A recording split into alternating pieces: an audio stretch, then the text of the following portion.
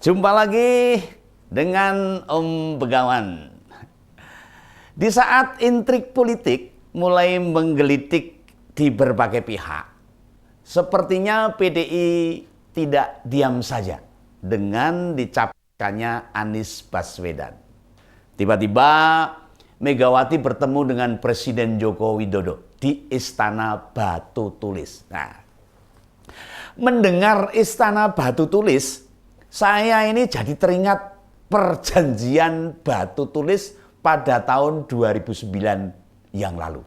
Nah, waktu itu Gerindra dan PDI Perjuangan membuat komitmen bekerja sama ya dalam mengusung capres bersama-sama. Tapi ternyata tidak terrealisasi. Nah, adakah Presiden kelima dan Presiden ketujuh ketika bertemu akan benar-benar merealisasikan apa yang pernah disepakati pada tahun 2009 yang lalu? Gerindra dan Partai Demokrasi Indonesia Perjuangan akan mengusung pasangan capres dan cawapres bersama-sama. Ya, akan kita lihat apa perkembangannya. Kita bedah dalam ngompol ngopini politik berikut ini.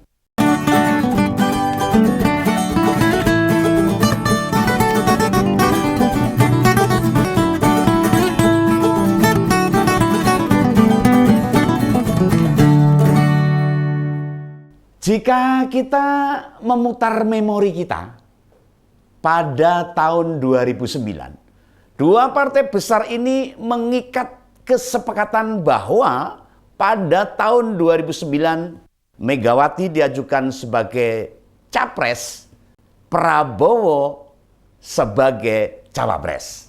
5 tahun berikutnya, yakni 2014, Prabowo akan menjadi capres dan akan didukung penuh oleh PDIP pada Pilpres 2009. Nah, tetapi Mega Prabowo kalah dari SBY dan Budiono. Nah, waktu tahun 2009. Lalu 5 tahun kemudian, 2014, PDIP mengajukan Joko Widodo dan Yusuf Kala sebagai pasangan capres dan cawapres. Nah, karena melihat peluangnya terbuka lebar, karuan maka Gerindra mencak-mencak, marah-marah ini. PDIP dituding tak konsekuen dengan janjinya atau mengingkari janjinya. Mengingkari janjinya. Dan ini menyebabkan Prabowo malah menjadi penantang utama Jokowi pada tahun 2014. Dia menggandeng Hatta Rajasa, namun kalah. Kalah. Demikian pula dengan 2019.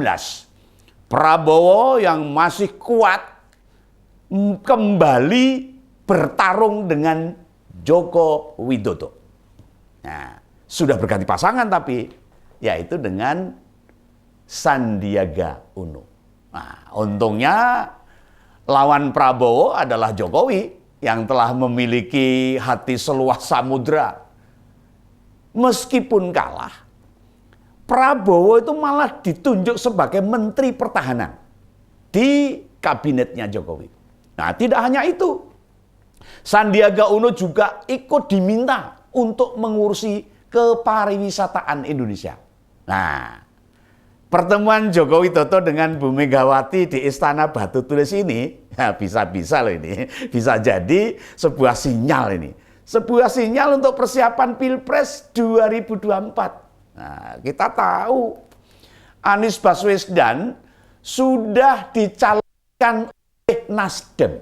Nah, sudah lama itu menjadi intrik, menjadi pembicaraan di mana-mana, dan menjadi sebuah galaunya para partai yang lain.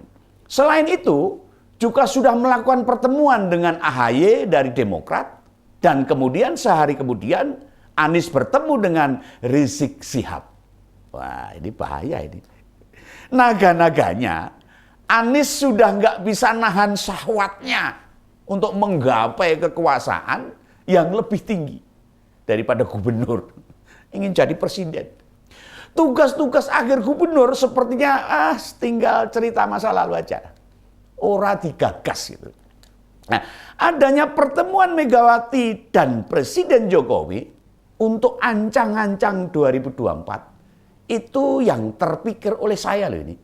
Walaupun Hasto Kristianto sebagai sekjen PDIP pada media dia menegaskan bahwa Mega banyak membicarakan dengan pertemuan dengan Jokowi itu bagaimana menangani berbagai krisis, termasuk di dalamnya soal menggalakkan penanaman berbagai tanaman sebagai upaya mewujudkan kemandirian pangan.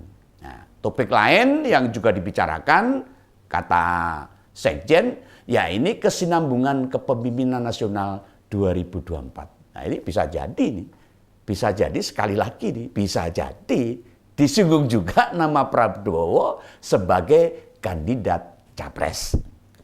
Nah, mengapa begitu? Pertama, pertemuan dilakukan di Batu Tulis. Pertama ini, di Batu Tulis. Kedua, Puan sudah pernah melakukan komunikasi dengan Prabowo sebelumnya. Malah naik kuda waktu itu. Dan ketika Presiden berjumpa dengan Megawati, itu makin menegaskan pentingnya koalisi PDIP dengan Gerindra. Ya, hanya saja yang bikin masyarakat melihat ke depan, siapa sih yang bakal dipasangkan gitu? Yang dipasangkan antara PDIP dengan Gerindra? Prabowo Puan. Atau Puan Prabowo gitu loh. Atau malah Pak Ganjar atau Prabowo. Ya, sebab tidak mungkin sih kalau Puan Ganjar gitu atau Puan Prabowo itu mungkin tidak mungkin. Gitu. Jika dilihat hitung-hitungan di atas kertas, modal PDIP jelas unggul jauh dengan Gerindra. Ya, termasuk dalam berbagai survei, Pak Ganjar Gubernur Jawa Tengah sering unggul dibandingkan dengan Prabowo. Nah, tapi relakah Pak Prabowo kembali menjadi cawapres seperti Pilpres 2009? Ya, itu tentu tidak mudah. Tidak mudah melakukan komunikasi dan membangun kesepakatan seperti saat ini. Utamanya bagi para kader Gerindra, pasangan Ganjar Prabowo tentu bisa memudahkan PDIP mengkonsolidasikan kekuatan. Nah, kelebihan yang lain adalah kader dan struktural partai akan semakin solid. Sebab alasannya Ganjar memiliki basis relawan yang paling siap dan paling signifikan. Dan relawan itu bukan hanya berasal dari PDIP loh. Mereka masa cair, tetapi solid dukungannya. Di seluruh Nusantara ini sudah ada relawan Ganjar Pranowo. Nah, tidakkah kita belajar dari upaya semangat relawan Jokowi saat itu? Baik tahun 2014 maupun 2019. Dipercaya atau tidak, pasangan Ganjar Pranowo akan sulit diterima oleh kader-kader Gerindra. Dan sebagian kecil pasti akan menyeberang memilih Pak Anies. Bahaya ini. Tapi tenang saja, tenang. Sebab koalisi itu bisa makin besar bila PDI dan Gerindra mau mengajak Golkar bergabung juga. Kan Puan kemarin juga sudah bertemu langsung dengan Airlangga Hartarto serta Bambang Susatyo. Pertemuan itu bisa mengindikasikan ada komunikasi awal dari PDIP dengan Golkar untuk makin mengikat komitmen dari kedua partai politik besar itu. Nah, di sisi lain, Gerindra juga tengah dekat dengan PKB. Muhaimin. Mbak Puan juga sudah membangun komunikasi ketika bertemu dengan Caimin sewaktu ziarah ke makam Taufik Kemas. Nah, ya itu beberapa waktu yang lalu. Langkah awal ini jelas sudah terbangun. Dan ini makin memudahkan konsolidasi koalisi antar partai. Nah, lalu bagaimana nasib Anies? Bagaimana nasib Partai Nasdem, PKS, dan Demokrat? Ya, paling memungkinkan tinggal ada PKS, Demokrat, dan beberapa partai kecil lain. Ya, seperti Hanura, Perindo, PAN maupun P3. Tapi berdasarkan pengalaman 2014 maupun 2019, sepertinya PAN, P3 maupun Hanura lebih suka merapat ke PDIP.